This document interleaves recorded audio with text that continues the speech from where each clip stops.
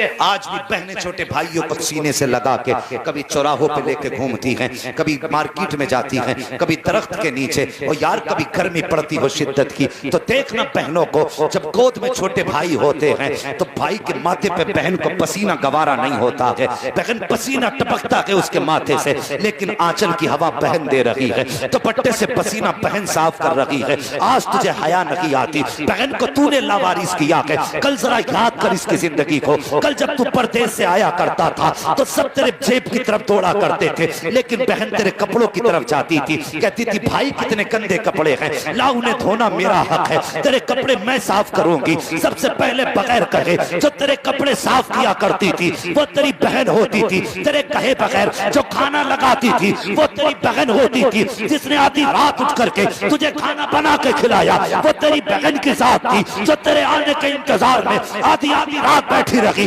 वो तेरी बहन की जात थी। जब तू पैदा ना हुआ तो सजदे में जिसने मांगा वो तेरी बहन थी, तू पैदा हुआ तेरी पैदाइश की खुशी जिसने ज्यादा मनाई है वो बहन की जात है, जिसने तेरे दूल्हा बनने के ख्वाब देखे हैं वो तेरी बहन की जात है, जिसने तेरी नजरें उतारी है वो तेरी बहन की जात है, और जिसने तुझे दूल्हा बना करके मुबारकबाद सबसे पहले दी है वो तेरी बहन की जात है। सारी दुनिया का प्यार एक पल्ले में रखो फिर भी बहन के प्यार के बराबर हो नहीं सकता। नारे तकबीर, नारे रिसालत, उलमाए अहले सुन्नत, मसलके आला हजरत हजरत अल्लामा मुफ्ती हम्माद साहब किबला, नारे तकबीर, नारे रिसाल। बहन बहन होती है।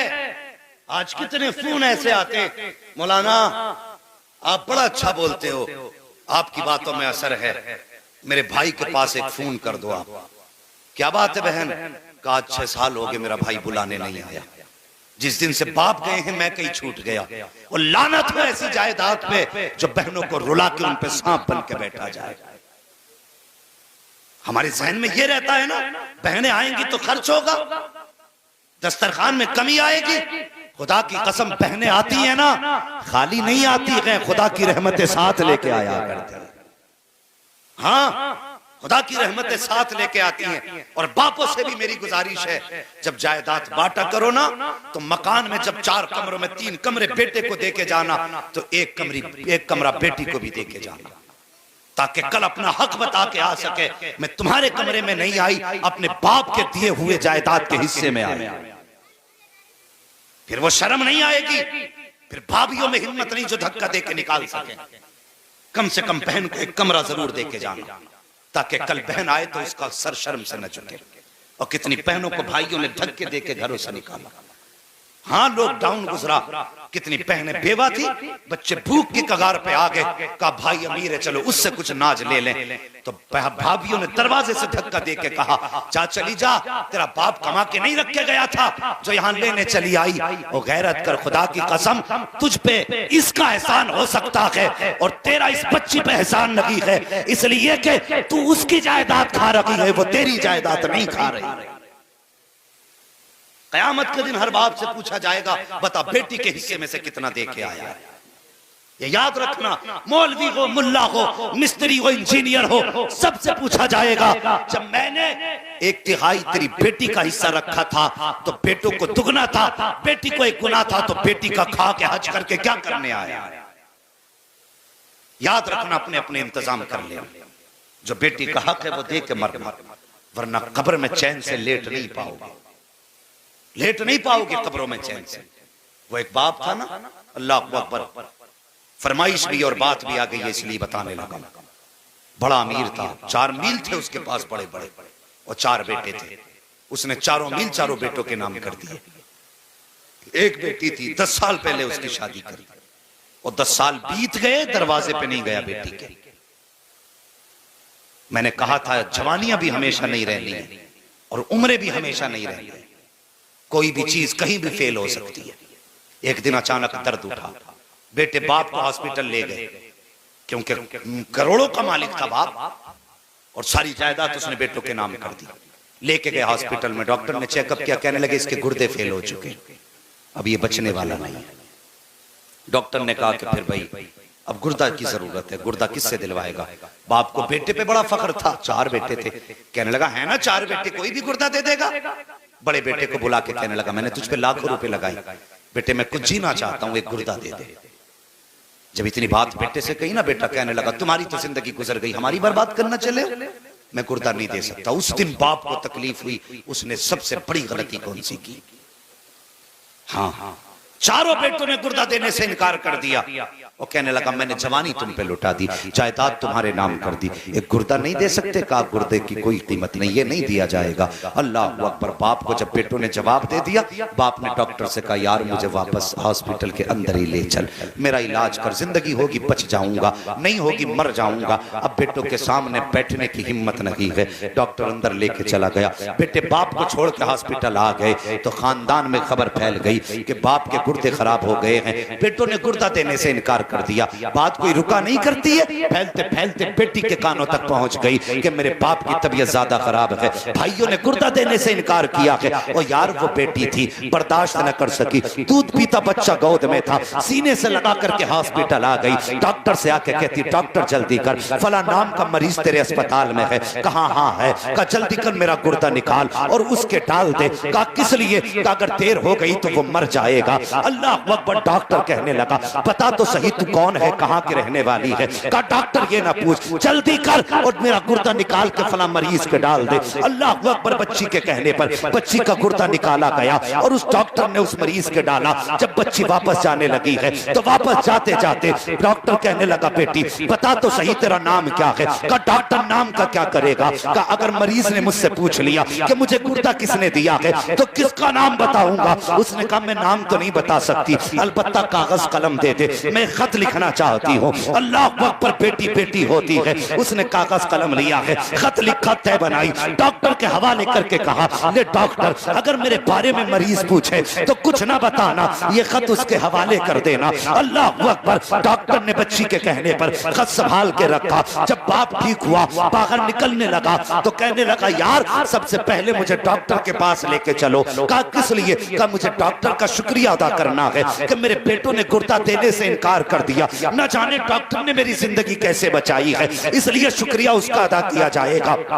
जैसे ही यह सेठ निकला है हॉस्पिटल के दरवाजे पे, 4 बेटे गाड़ियां लिए खड़े थे। अब्बा ठीक हो गए हैं, बाकी की जायदाद भी हमें मिल जाएगी। बाप ने कहा इनकी सूरतों को देखना नहीं चाहता हूँ, दूर करो मेरी नजरों से, मैं डॉक्टर के पास जा रहा हूँ। जैसे वो डॉक्टर के पास गया, कहने लगा यार तेरा शुक्रिया है। कहा किस बात का शुक्रिया? कहा तूने मेरी जिंदगी बचा ली है। डॉक्टर कहने लगा यार शुक्रिया मेरा अदा ना कर। कहा फिर किसका करूं? कहा शुक्रिया अदा करना है तो उस लड़की का अदा कर जो तुझे गुर्दा दे करके गई है। कहा कौन ही वो, किसने गुर्दा दिया है? जब इतनी बात उसने कही है तो वो कहता मुझे नाम तो नहीं बताया। कहा फिर पता बता। कहा पता भी नहीं बताया। डॉक्टर तलाश कैसे करूंगा? डॉक्टर कहता याद आया वो मुझे खत दे के गई थी। कहा जल्दी कर खत निकाल। डॉक्टर ने दराज खोली, खत निकाला, मरीज के हवाले कर दिया। जैसे उसने खत खोल के पढ़ा है वो यार खड़ा था जमीन पे बैठ जाता है, चीख मार के रोने लग जाता है। डॉक्टर कहता बता तो सही रोने की वजह क्या है? उसने कहा डॉक्टर तू नहीं जानता है,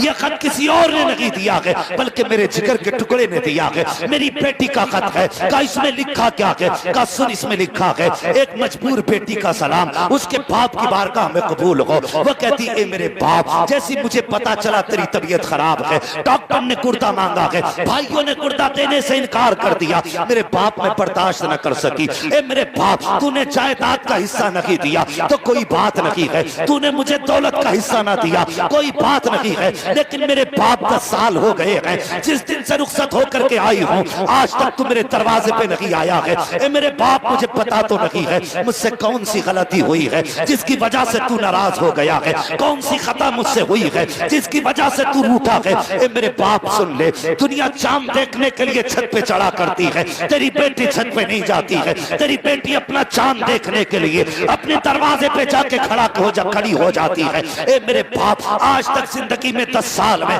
20 ईद आके चली गई है, लेकिन तेरी बेटी ने आज तक ईद नहीं मनाई है। हर शाम यही सोच के सोती रही, शायद इस ईद को मेरा बाप आता होगा, इस ईद को मेरा बाप आता होगा। लेकिन 10 साल बीत गए, ए मेरे बाप, मुझे पता नहीं है कि तू मेरे दरवाजे पे किस लिए आया है, किस लिए नहीं आया। लेकिन मेरे बाप, तेरी बेटी सिर्फ इतना कहना चाहती है, ए मेरे बाप, जब मुझे पता चला तेरी तबीयत खराब है, भाइयों ने गुर्दा देने से इनकार किया, ए मेरे बाप, मैं तुझे गुर्दा दे करके जा रही हूँ, मैंने तुझ पे एहसान नहीं किया है, तूने 18 साल सीने से लगा के पाल लिया था, मेरे बाप तेरा एहसान वही काफी है। अगर तूने जायदाद न दी तो कोई बात नहीं, मील का हिस्सा न दिया कोई बात नहीं, 18 साल तूने लुक़मे खिला के पाला था, ए मेरे बाप वही एहसान काफी है। अंधेरे उजाले कमा के खिलाया था, वही एहसान काफी है। ये तो गुर्दे की बात है। ए बाप, अगर जान भी मांगेगा तेरी बेटी हंसते हंसते दे देगी। वो कहती, मेरे बाप, मैं तुझे गुर्दा तो दे के जा रही हूँ,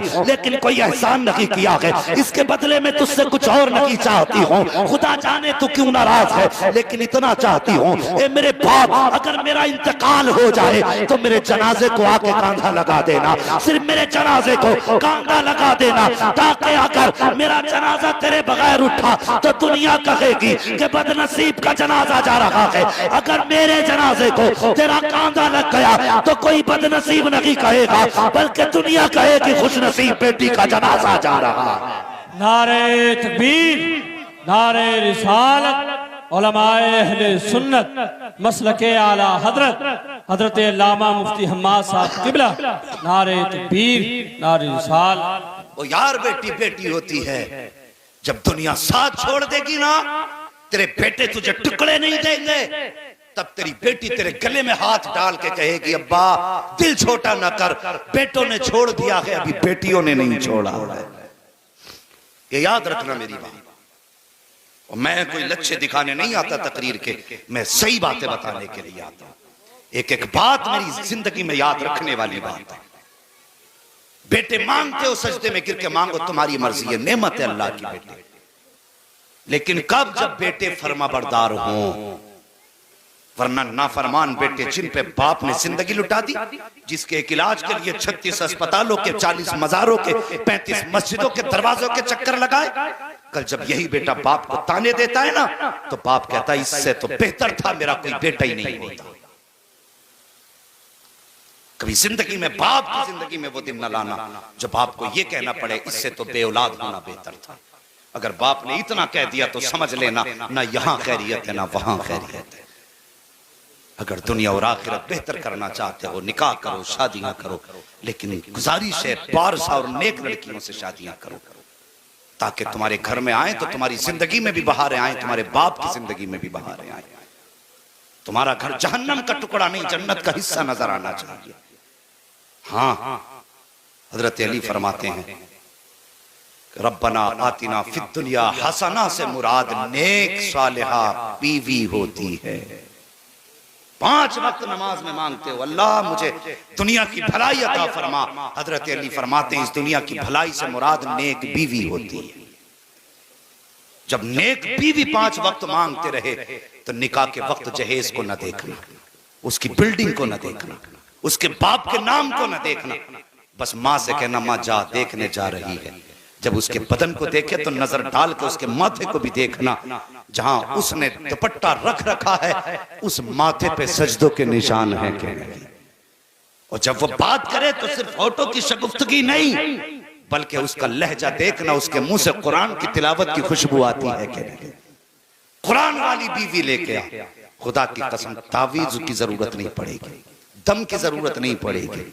तेरे घर में जैसी बेटी कदम रखेगी, कदम इसका होगा, बरकतें अर्श से उतार दी जाएगी। औरत कितनी अजीम शय है बीवी। बहू फरमाया गया, जैसी बहू पहला कदम रखे घर में, का उसके पैर धुलो पानी में, और उस पानी को घर